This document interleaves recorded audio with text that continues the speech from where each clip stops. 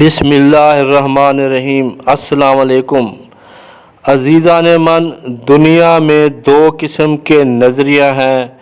ایک منکر خدا کہتے ہیں کہ دنیا کی زندگی ہی سب کچھ ہے، یہی زندگی ہے اور موت ہے، بعد میں کچھ بھی نہیں ہے۔ اس نظریے کے لوگوں کا ذکر اللہ تعالیٰ نے سورۃ دخان میں کیا ہے۔ بے شک یہ کہتے ہیں وہ تو نہیں ہمارا ایک دفعہ کا مرنا اور ہم اٹھائے نہ جائیں گے۔ سورۃ جاثیہ میں پھر فرمایا اور بولے وہ تو نہیں مگر یہی ہماری دنیا کی زندگی، مرتے ہیں زندہ رہتے ہیں اور ہمیں ہلاک نہیں کرتا مگر زمانہ۔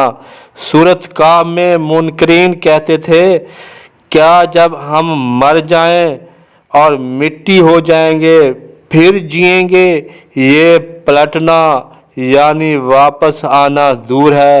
عزیزان من، ایک اللہ تعالیٰ کا اور پیغمبروں کا اور ایمان والوں کا نظریہ ہے کہ موت کے بعد ضرور دوبارہ زندگی حاصل ہوگی، جیسا کہ اللہ تعالیٰ نے سورۃ حج میں فرمایا، یہ اس لیے کہ اللہ ہی حق ہے اور یہ کہ وہ مردوں کو حیات دے گا اور وہ سب کچھ کر سکتا ہے۔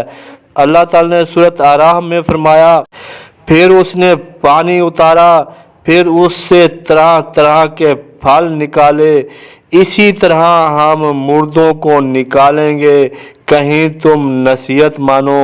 سورۃ بقرہ میں ایک بار پھر فرمایا، بھلا تم کیوں کر خدا کے منکر ہو گئے، حالانکہ تم مردہ تھے، اس نے تمہیں زندہ کیا، پھر مارے گا، پھر تمہیں زندہ کرے گا، پھر اس کی طرف پلٹ کر جاؤ گے۔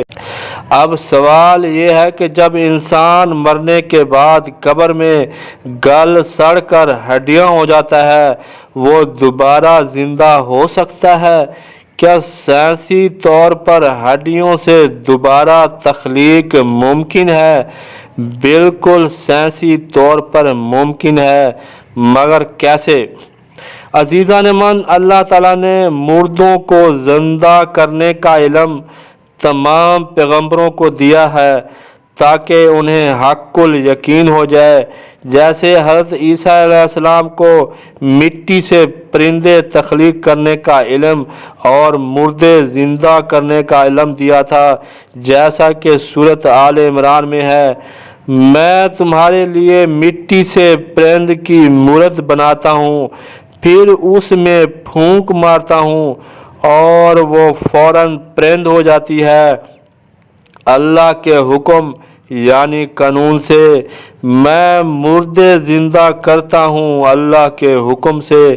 جیسے حضرت ابراہیم علیہ السلام کو اللہ تعالیٰ نے موت اور حیات کا علم دیا تھا تاکہ حق یقینی سے دل کو قرار آ جائے، جیسا کہ سورۃ بقرہ میں ہے، اور جب عرض کی ابراہیم نے، اے رب میرے مجھے دکھا دے کیوں کر مردے زندہ کرے گا؟ فرمایا تجھے یقین نہیں؟ عرض کی یقین کیوں نہیں؟ مگر یہ چاہتا ہوں کہ میرے دل کو قرار آ جائے۔ فرمایا اچھا، 4 پرندے لے کر اپنے ساتھ ہلا لے، پھر ان کا ایک ایک ٹکڑا ہر پہاڑ پر رکھ دے، پھر انہیں بلا، وہ تیرے پاس چلے آئیں گے پاؤں سے دوڑتے، اور جان رکھ اللہ غالب حکمت والا ہے۔ اب سوال یہ ہے کہ آخر کیسے اللہ تعالیٰ مردوں کو سائنسی طور پر زندہ کرے گا؟ یا حضرت ابراہیم علیہ السلام اور حضرت عیسیٰ علیہ السلام نے کیسے مردوں کو زندہ کیا تھا؟ عزیزان من، اللہ تعالیٰ کی مردوں کو زندہ کرنے کی ابتدا مردہ ہڈیوں سے شروع کرتے ہیں، جیسے حضرت خضر علیہ السلام یا حضرت عزیر علیہ السلام کی کہانی میں ہے کہ ایک بستی میں اللہ تعالیٰ نے مردہ گدھے کی ہڈیوں سے حیات کا یا زندہ کرنے کا نظارہ کروایا تھا، جیسا کہ سورۃ بقرہ میں ہے۔ ان ہڈیوں کو دیکھ کیوں کر ہم انہیں اٹھان یا زندہ کرتے ہیں، پھر انہیں گوشت پہناتے ہیں۔ اللہ تعالیٰ نے یہ بھی بتایا، ایسی ہڈیاں جو گل سڑ کر بالکل چورا چورا ہو جائیں، ان چورا ہڈیوں سے نئی تخلیق شروع ہوگی، جیسا کہ سورۃ یاسین میں فرمایا۔ بولا ایسا کون ہے کہ ہڈیوں کو زندہ کرے جب وہ بالکل گل سڑ گئیں؟ تم فرماؤ انہیں وہی زندہ کرے گا جس نے انہیں پہلی بار بنایا، اسے ہر پیدائش کا علم ہے۔ تو ہمیں یقینی طور پر معلوم یہ ہوا کہ مردہ انسانوں کی تخلیق ان کی گلی سڑی ہڈیوں سے شروع ہوگی۔ اب سوال یہ ہے کہ گلی سڑی مردہ ہڈیوں سے تخلیق کیسے شروع ہوگی، اور وہ سائنسی طور پر ہر حال میں ممکن بھی ہو، قابل تجربہ بھی ہو، ہر جگہ ہو۔ ہم سب سے پہلے ہڈیوں کے مردہ خلیات سے کیسے حیات خلق ہوتی ہے بیان کریں گے، پھر زمین میں کیسے حیات خلق ہوگی بیان کریں گے۔ عزیزان من، دنیا کے ہر کونے میں ہر روز مردہ ہڈیوں سے انسانوں کی تخلیق جاری ساری ہے۔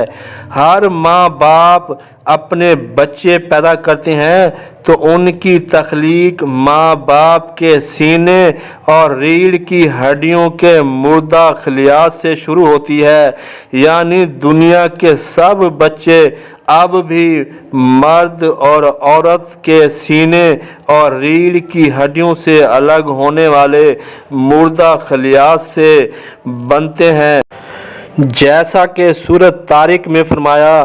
تو پھر انسان دیکھے کس چیز سے خلق ہوا، جست کرتے پانی میں یعنی منی میں خارج کر کے سینے اور ریڑھ کی ہڈیوں سے الگ کر کے۔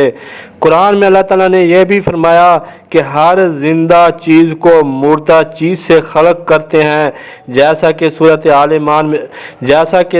آل عمران میں فرمایا، اور مردہ سے نکالے زندہ کو۔ اب سوال یہ ہے کہ مرد اور عورت کے سینے اور ریڑھ کی ہڈیوں سے کیسے مردہ خلیات الگ ہو کر مرد اور عورت کے ٹیسٹس اور اووری میں پہنچ کر جنسی خلیات میں بدل جاتے ہیں۔ اس کو سمجھنے کے لیے ہم انسان کی خلیاتی حیات کو دیکھتے ہیں کہ انسان 200 قسم کے خلیات کا حامل ہے۔ ان میں ہڈیوں کے خلیات بھی ہیں۔ سائنسی طور پر ہمیں معلوم ہے کہ انسان کے 500 کروڑ کے لگ بھگ ہر روز نئے خلیات بنتے ہیں، اور اتنے ہی پرانے بنے ہوئے خلیات ہر روز مردہ خلیات میں بدل جاتے ہیں۔ ہڈیوں کے خلیات بھی ہر روز ایک طرف سے پیدا ہوتے ہیں اور پرانے خلیات دوسری طرف سے مردہ ہو جاتے ہیں۔ یہ جو مردہ خلیات ہوتی ہیں، یہ نالی دار غدودی نظام یعنی گلینڈ سسٹم کے تحت جسم سے باہر خارج ہوتے ہیں۔ اب سینے اور ریڑھ کی ہڈیوں کے مردہ خلیات غدودی نظام کے تحت جب خارج ہوتے ہیں تو ان کا غدودی راستہ مرد اور عورت کے خصیے یعنی ٹیسٹس اور اووری میں داخل ہوتا ہے۔ ان سینے اور ریڑھ کی ہڈیوں سے الگ ہونے والے مردہ خلیات کو ٹیسٹس اور اووری میں منی کی صورت میں غذائیت حاصل ہوتی ہے، تو نہ صرف یہ مردہ خلیات اللہ کے قانون سے دوبارہ زندہ ہو جاتے ہیں، بلکہ ان ہڈیوں کے خلیات میں میوٹیشن یعنی تحول یا تبدیلی بھی ہو جاتی ہے، اور ہڈیوں کے خلیات جنسی خلیات میں بدل جاتی ہیں۔ اس لیے اللہ تعالیٰ نے سورۃ طارق میں فرمایا فرمایا تو پھر انسان دیکھے کس چیز سے خلق ہوا جست کرتے پانی یعنی منی میں خارج کر کے سینے اور ریڑھ کی ہڈیوں سے الگ کر کے۔ سورۃ یاسین میں فرمایا بولا ایسا کون ہے کہ ہڈیوں کو زندہ کرے جب وہ گل سڑ یعنی مردہ ہو گئیں؟ تم فرماؤ انہیں وہی زندہ کرے گا جس نے انہیں پہلی بار بنایا، اسے ہر پیدائش کا علم ہے۔ عزیزان من، آپ کو اچھی طرح معلوم ہو گیا کہ کیسے اللہ تعالیٰ پوری دنیا میں اب بھی مرد اور عورت کے سینے اور ریڑھ کی ہڈیوں کے مردہ ہونے والے خلیات کو زندہ کر کے جنسی خلیات میں بدل دیتے ہیں، اور پھر یہ جنسی خلیات ایگ اور سپرم بن جاتے ہیں۔ پھر ایگ اور سپرم سے آگے تخلیق کا ہم سب کو اچھی طرح معلوم ہے۔ اب سوال یہ ہے کہ گلی سڑی مردہ ہڈیوں کو اللہ تعالیٰ مٹی یا زمین یا قبروں سے کیسے زندہ کریں گے؟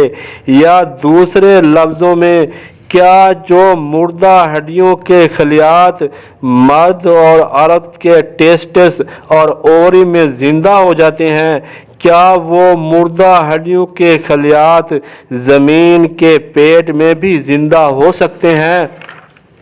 تو اللہ تعالیٰ نے یہی تو فرمایا ہے کہ زمین ہی میں مردہ ہڈیوں سے تخلیق ہوگی، جیسا کہ سورۃ طٰہٰ میں فرمایا ہم نے زمین ہی سے تمہیں بنایا، اسی میں لے جائیں گے اور اسی سے دوبارہ نکالیں گے۔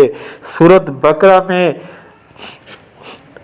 بقرہ میں ہڈیوں سے تخلیق کی ابتدا کا ذکر کیا ہے۔ ان ہڈیوں کو دیکھ کیوں کر ہم انہیں اٹھان یعنی زندہ کرتے ہیں، پھر انہیں گوشت پہناتے ہیں۔ اب سوال یہ ہے کہ آخر مردہ ہڈیوں کے خلیات کیسے زمین میں زندہ ہوں گے؟